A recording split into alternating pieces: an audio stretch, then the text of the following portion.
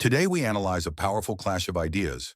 A student challenges Charlie Kirk about deportations and free speech, and the debate uncovers a deep conflict between two principles: national security and constitutional rights.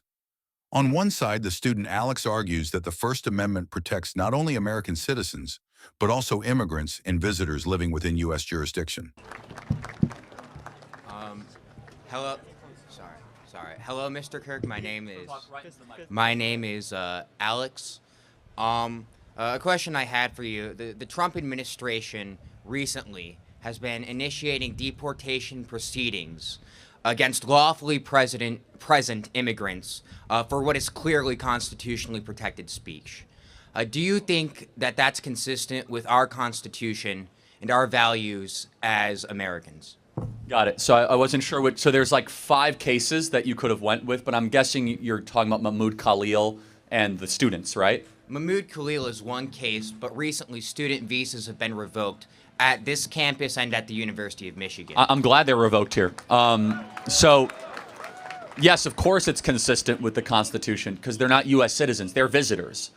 So as a visitor, you have to be a visitor on our terms, and if you break that compact, you are returned back to your country of origin. A student visa is a conditional invitation. We're going to see who you are, how you act, and how you behave. And if you behave in a way that the government deems to be unsatisfactory, of course you're going to be returned back to your country of origin. He cites Supreme Court precedents and insists that freedom of speech should be universal. On the other side, Charlie Kirk claims that visas are conditional invitations, that visitors are temporary guests, and that if they express views contrary to American interests, the government has every right to send them back home.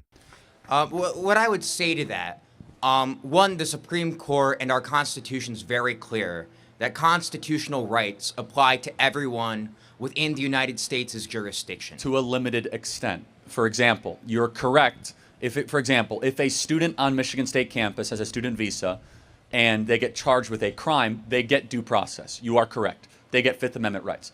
But can they own a gun? I think restrictions on their ownership of firearms Can they is vote? constitutional. They cannot vote. So there are restrictions on rights for visitors. So to an extent, you are correct, but it is not the same rights that we as U.S. citizens are granted. Does that make sense? There are limitations on those rights. That makes sense, particularly in the exercise of political rights, like voting, which For is sure. an exercise of political But power. second to that is also political advocacy. As a visitor, you do not have unlimited free speech rights. You don't. They are conditional to you being expelled. And the specific act that you're talking about says that if the government deems the speech of the individual to be contrary to U.S. foreign policy interests, which I think advocating for Hamas is against the U.S. foreign policy interest, then we can send you back to your country of origin.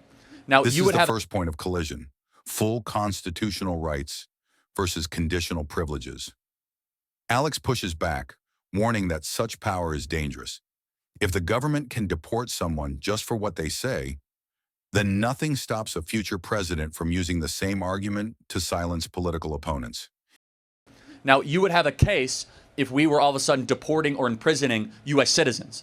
I would be right there with you saying that you can support Hamas all you want as a U.S. citizen. You have a right to do that. But if you're a visitor, you're here on a trial basis. Your tryout is going. We're looking at how you're behaving. And if we look as if that it's inconsistent with how we want people to assimilate to this country, then you go back to Libya or Syria or wherever you're from. I'd like to make two. He imagines, for example, an administration deciding to deport conservatives under the excuse of fighting racism. Kirk admits the provision could be abused, but insists the risk is worth it. To him, it is better to have that authority than to allow visitors to act without consequences. I'd like to make 2 points in response to that.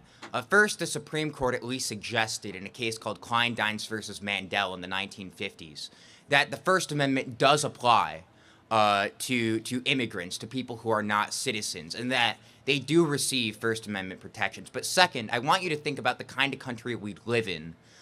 If the Secretary of State can deport any non-citizen they want for their speech, you would have police and ICE going up to people at protests on campuses, including protests you might agree with, and asking people for their papers.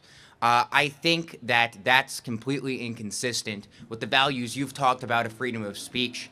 And I think that's not the kind of country that most people would want to live in. It's a fair point. I have a different perspective. Do you think there should be any? Let's just push your contention to the largest possible logical extreme. Should we be able to have any reason to deport a student who here's on visa? Yes, absolutely. What would that mean? By what criteria would it be? Probably like committing a crime, right? If they commit a crime, Fair if they enough. committed a visa application fraud, Great. there's many reasons So that you can if deport people. so let's like wind the clock back a little bit to maybe World War II. And let's say that a student, this is a hypothetical, so it's not a great one. Let's actually do more recent. Let's say during the like Iraq-Afghanistan war, okay? Where we were in a bitter battle against Al-Qaeda right after 9/11. I don't think we ever should have invaded Iraq for the record, but that's a separate issue. The discussion grows sharper when the subject of security arises. Kirk argues that voicing support for groups like Hamas is grounds for deportation. But Alex draws a distinction. He says there's a difference between speaking in favor of a cause and providing material support to a terrorist organization. I would say it would depend on the factual circumstances. If you could prove that they gave material support to Al Qaeda, Well, by then they obviously should go. advocating for Al-Qaeda as a student visa. Mere advocacy, I would say should not warrant deportation. Okay, But we just disagree. That's fine. but And that punishing mere speech without action betrays the very values of freedom that the United States claims to defend. This is the third point of conflict. Radical speech as a real threat versus radical speech as a constitutional right. I would say it's worth pointing out that the Trump administration is not invoking the provision of the Immigration and Nationality Act that allows you to deport people for supporting terrorism. They are not invoking that. They are invoking instead The Secretary yeah, of the State Secretary provision. Of State. Yeah, no, I'm aware. So if all these people supported terrorism, why not invoke the provision that says you can deport people? Well, you guys can come up, come wait in line. terrorism. It's fine. Okay, we'll send some medical help. We got it. Yeah. All right. Let's not draw our eyes there. It actually makes it worse. So let's just keep going. Pray for that person. We'll get them medical help. Thank you, guys. More attention actually makes these situations sometimes worse. So we just disagree, and that's fine. I believe that if you are on campus advocating for Hamas, that basically you as a visitor should not come to this country. Period. All right. I think it's a pretty simple claim. Last brief point. At its core, the clash reveals two competing visions of what it means to be American. For Charlie Kirk, American values are about safety, order, and loyalty to the nation that opens its doors. For Alex, American values are about liberty, even for those who think differently or even against the government itself.